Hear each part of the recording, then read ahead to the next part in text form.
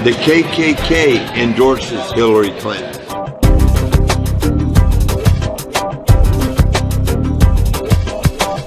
We have given her $20,000 anonymously for her campaign fund.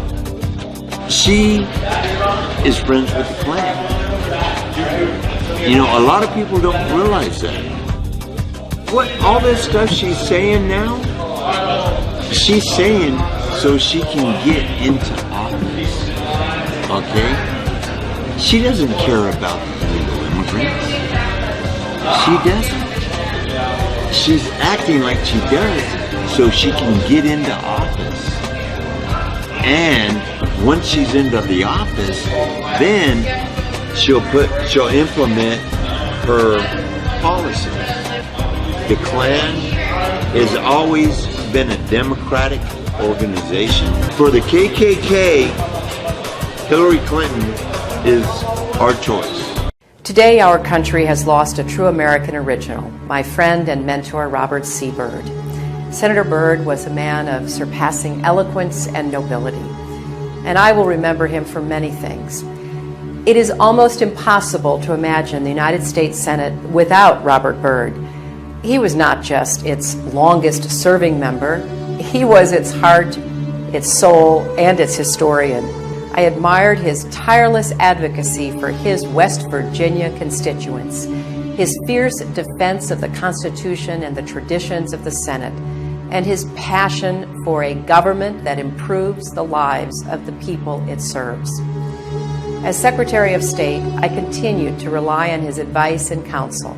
Robert C. Byrd led by the power of his example, and he made all of us who had the honor of serving as his colleagues better public servants and better citizens. Robert C. Byrd left such a legacy. Well, thank you so much. It's great to be back in Houston with so many friends and to have an opportunity to participate in the Planned Parenthood annual meeting. I have to tell you that it was a great privilege when I was told that I would receive this award. I admire Margaret Sanger enormously. Her courage, her tenacity, her vision. But, you know, I know who Margaret Sanger is. And I know that she believed in eugenics and that she was not particularly enamored with black people. And one of the reasons that you find most of their clinics in black neighborhoods is so that you can find a way to control that population. And I think people should go back and read about Margaret Sanger, who founded this place, a woman who Hillary Clinton, by the way, says that she admires. Look and see what many people in Nazi Germany thought about her. That she was for targeting certain races, right? A great person, yeah. Sanger's admiration for the eugenics programs of Nazi Germany were well known at the time.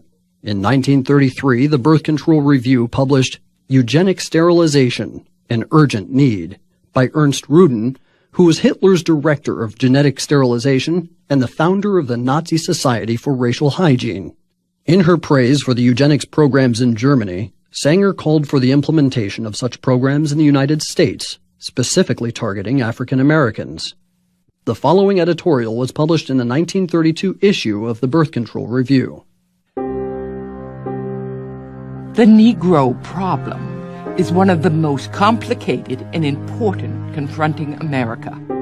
Whatever the ultimate answer may be, such an attitude brings to light the function of birth control as a necessary agency in its solution. The present submerged condition of the Negro is due in large part to the high fertility of the race under disastrously adverse circumstances. Thus, the question arises, to what extent birth control has had a eugenic effect upon the Negro race? If any question should remain about Sanger's racist agenda, a 1939 letter she wrote to Dr. Clarence Gamble should remove all doubt. We should hire 3 or 4 colored ministers preferably with social service backgrounds and with engaging personalities. The most successful educational approach to the Negro is through a religious appeal. We don't want the word to go out that we want to exterminate the Negro population. And the minister is a man who can straighten out that idea if it ever occurs to any of their more rebellious members. Can there be any wonder why Planned Parenthood opens its facilities in poor inner-city neighborhoods populated by minorities? Can there be any doubt that Sanger's philosophy of creating a pure race is what fuels Planned Parenthood's support of embryonic stem cell research? Margaret Sanger was a racist. She's responsible for the millions of babies that have been ethnically cleansed from our country and should not be celebrated. I admire Margaret Sanger enormously. Her courage, her tenacity, her vision. Another of my great friends, Ellen Chesler, is here, who wrote a magnificent biography of Margaret Sanger called Woman of Valor. And when I think about what she did all those years ago in Brooklyn, taking on archetypes, taking on attitudes and accusations flowing from all directions, I am really in awe of her. And there are a lot of lessons that we can learn from her life and from the cause she launched and fought for and sacrificed so greatly. And they are still holding up Margaret Sanger. Margaret Sanger is one of the worst racists. She is any grand wizard's dream bride. And they still hold her up. Founder of Planned Parenthood. Yeah. Still hold her up. The whole idea behind Planned Parenthood was, let's not tell any blacks, let's just get some black preachers. Exactly what he was talking about. Let's get some black preachers on our side, and they'll rope all of the blacks in, and we can kill all the black babies. That is the basis of Planned Parenthood. And are you kidding me? How many African Americans even know that? How many really Almost even none. understand that? And that the Democratic Party will still give Margaret Sanger awards is an outrage.